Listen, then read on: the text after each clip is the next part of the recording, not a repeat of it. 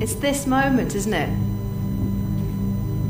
I'm looking at you, and you look like a really nice bunch. There's been such great energy. I was sitting here for 5 minutes, and it just feels great, this room. And you look really friendly and up for it, so thank you. And you're looking a bit unsure, voice coach, don't worry, it's going to be fine. And I can see a couple of really brainy TED faces there, and there's going to be a few ideas too.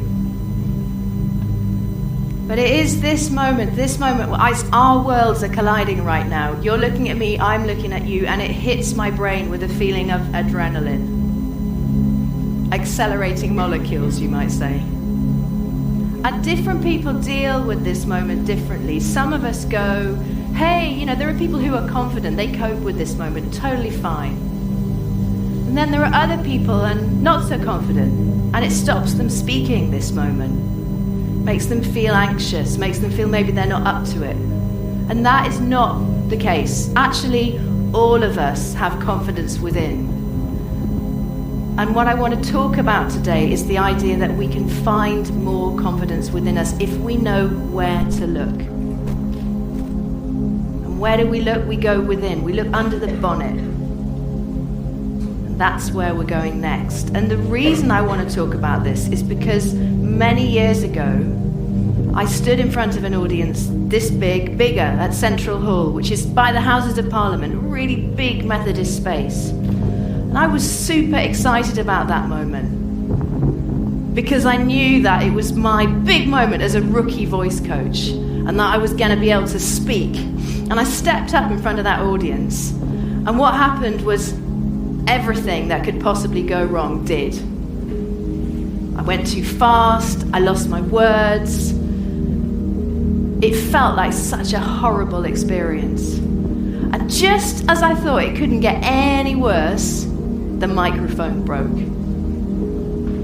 And I looked out across the room, and I said in my big voice coach voice, there wasn't this much wind at the time, I have to say. And I said in my big voice coach voice, can you hear me at the back? And someone said, speak up. And I just felt this feeling of absolute shame. That feeling of an audience looking at you and a feeling of judgment which cripples us. And I left that venue and I thought to myself, never again. Now that clearly didn't work because I'm here. I also thought I'm going to do it differently next time. I'm going to make sure that the next time I stand up to speak, it feels good. And where I had to go was within.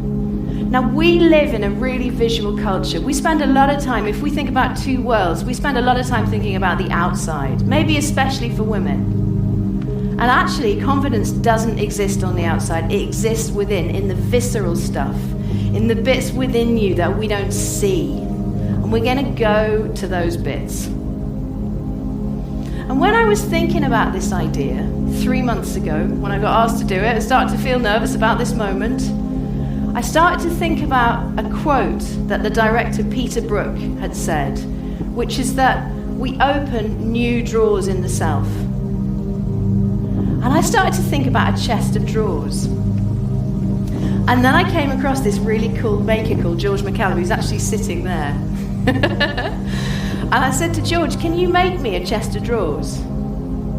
And he did. Now you might be wondering what this object is. And what this object is here is what George made. But when you ask a maker to make a chest of drawers, they don't always do what you think they're going to do. Do you want to see what he did?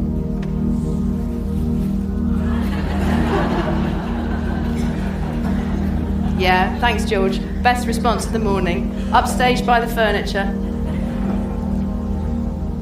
And within this little chest of drawers, this rather big, manly chest of drawers, are 3 secrets to finding confidence within. 3 lessons that I had to learn on the way. Now there's a big lesson in here. The last lesson is the big one. We're going to get there. And it's not what you might think. It's a lesson that might surprise you. But first, would you like to see inside the first drawer? It's a bit delicate, this. George. So what we have in here is an instrument. Because as you've just been hearing, the voice is the most amazing instrument. It's magnificent. And how often do you think about how yours works? Because like this little guitar, it has a string and it has a hitter. Where's the string of your voice? Put a hand on it. Here, give it a shake, so your larynx. Can everybody do that for me? And then the hitter is the air. Now when you know that your voice is an instrument, what does that tell you? You know, people come to me and they say, oh, I've got a bad voice, I'm not a good speaker, I get worried about this kind of moment, I hate meetings, I hate presentations, can't do it. The voice is an instrument. There's no such thing as a bad saxophone, is there? Because when we hear a great saxophonist, and he's probably somewhere down here, what we know is that they've practiced a lot. That not only do they have talent, but also that they have worked and worked and worked to get a great sound. Now, if you ever doubt the sound of your voice, let me tell you, all you have to do is practice. And when I was worrying about that moment that I'm going to call my central hall of shame, because it was, what I remembered was the story of a guy in ancient Greece called Demosthenes. That's a bit of a big old name, so we're going to call him the Greek dude from now on, which actually is also a bit of a big word, so we might just call him Dave, I think. Now, Dave was speaking at the assembly, which is like the O2. We have Simon in the room. It's like the Brixton Academy of the Greek, ancient Greek world. And he was feeling pretty nervous. He wanted to be an orator. Orators were the rock stars of their day. And so he geared himself up for this big moment at the assembly. And you know what? He bombed. They said he was uncouth in his speaking and that he stammered. And so the audience jeered at him. They threw stuff. Please don't do that today. And he left that stage feeling so downcast when he got a bit of advice from an actor. Now, I'm sure Greek actors were pretty much the same as they are now, and I'm sure the actor was a bit like this. But what he said to him is, you need more expression in your voice. You're just not giving it enough welly, enough energy. And you also need to believe in yourself because the message is good. So Demosthenes takes himself back home and he goes for it. This is his rocky moment. He builds himself an underground cellar. He shaves his head, half of his head, so that he can't leave the house for 3 months. And then he practices for 3 months solid in front of a big shield that's polished like a mirror. And when he's ready, when he's up there, he goes out, he goes to the sea, and he speaks over the waves. So his voice has to boom out over the waves. And then he goes back to the assembly, and he speaks again. And he becomes known as one of the greatest orators of his day. So what does that tell you? It tells you about practice, the power of practice. Now, you might not want to shave half your head. You might not want to build an underground cellar, because the council might have words. But what you can do is practice. And the simplest way to practice is to sing. You don't have to do a big voice coach warm-up unless you want to. But what I really recommend is that every day sing somewhere. Sing in the shower, sing in the car, sing on the tube if you feel brave. I was in St. Thomas's Hospital for a blood test about 2 weeks ago, and there were 2 women singing in the space where the blood tests were happening, which was lovely, so I recommend it. Singing is the way to a great voice. Practice is the way to a great instrument. So that's lesson 1. And we have another drawer, which we're going to open in a moment. But before we get there, I've got a question. Say you walk into a room, okay? You don't know anybody. Some of you may have had that feeling this morning. How do you know who the most powerful person in the room is? The person with the most confidence, that inner confidence that we're going for here. How could you tell?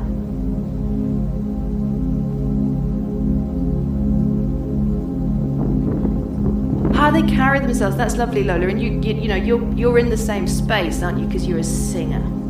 And it is that how they carry themselves. And actually, what an actor will tell you is that it's about the breath.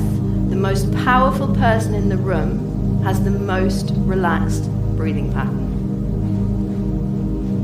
And there's a well-known scientist called Paul Ekman who looks into emotion. And he said, which would make actors laugh because it seems so straightforward to them, but maybe isn't to science, that he couldn't understand why breath mattered for a long time, and he and his researchers explored it until he started to understand that the unconscious system, I can't control my spleen, it's just doing its own thing. But I can control my breathing. And if I get into my breathing, I get into the unconscious. I calm myself down. So what's within you is the key to this relaxed, confident power. Actors know this because when actors are playing king, the king stays really still. Everybody moves around the king, and that's how you know the king's in charge. The next time you feel nervous about something, try that. Try getting still. Now, within your body is something that is really the king of the body. It's what the Greeks called the center of all expression. And I bet that 50% of this room have never thought about it. Would you like to see what it is? So,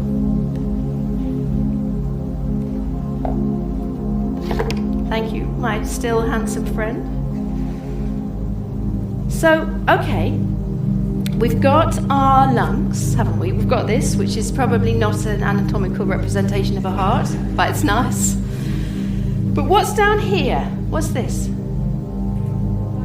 Thank you very much, diaphragm. It is indeed your diaphragm. Now put your hands up if you have thought about the diaphragm recently. Put your hands up if you've thought about your diaphragm today. Thank you, singers in the room. Good. Or actors. Or saxophonists.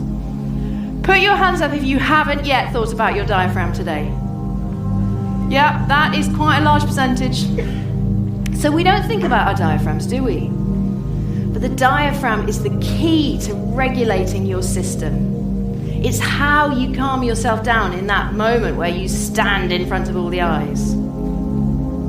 It will make you feel confident when you most need it and you least feel like it.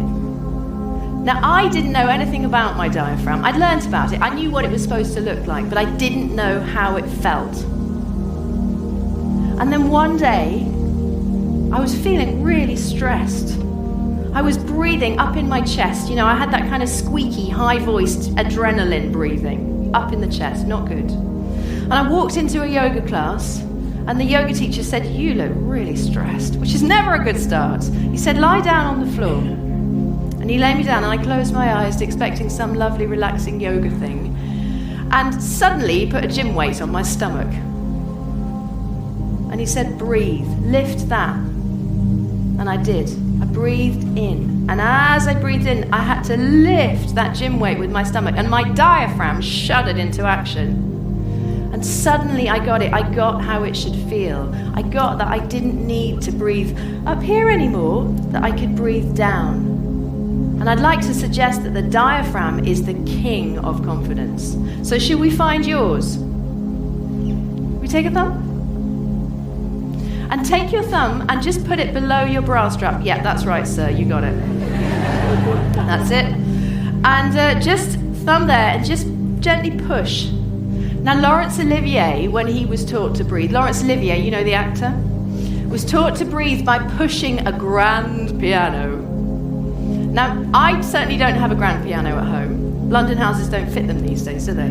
But we can all practice the feeling of pushing a grand piano if you breathe in and push your thumb away. And now breathe out and feel it push back. So you're filling up an air balloon in your stomach. Now breathe in, push your thumb away. Now breathe out, push it back. Welcome to your diaphragm. And if you put your hands on your ribs, your diaphragm goes all the way around. You can also fill the rib cage as you breathe in. So feel the ribs open as you breathe and close as you breathe out. If you are ever nervous about one of these moments, do that. Your diaphragm is the key to your confidence. So we've got two lessons. We've got the power of practice. We've got the importance of the diaphragm.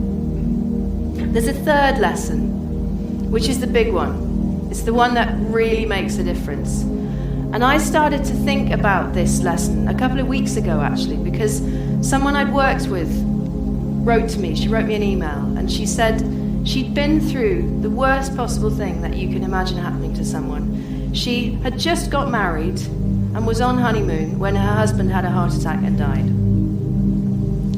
And she had to go back to the church they got married in and speak a eulogy for this man. In fact, she also read a poem that she'd written when they first met. And she said, on the worst day of my life, I had to pull myself together.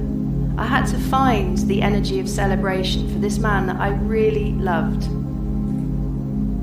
And the only way to do it was what you taught me, the skills of breathing low and slow, taking my time, getting the control, finding the inner confidence.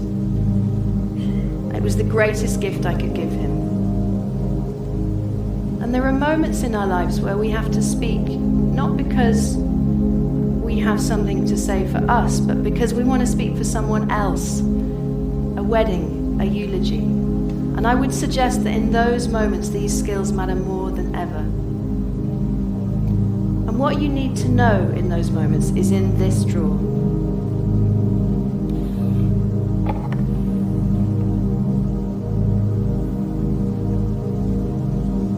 It's breath. It's air. And why air matters is because we breathe our thoughts. All speech is out-breath. All song is out-breath. And all in-breath is thought. Just put a hand back on that diaphragm for a moment and breathe out. And then feel the breath in, and as you breathe in, think of someone you really love. Now, if we were all to speak on that out-breath, it would be full of love.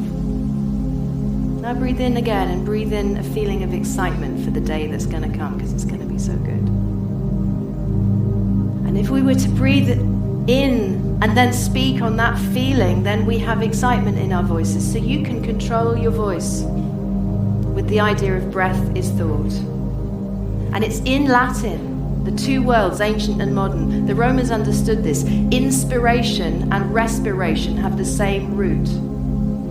The Romans understood that we breathe our thoughts. And because we speak on the out-breath, all you have to think about is the in-breath. And you know the simplest way to think about the in-breath? Close your mouth. So who would have thought that the big secret I promised you was that if you want confidence in speech, all you have to do is know when to shut your mouth.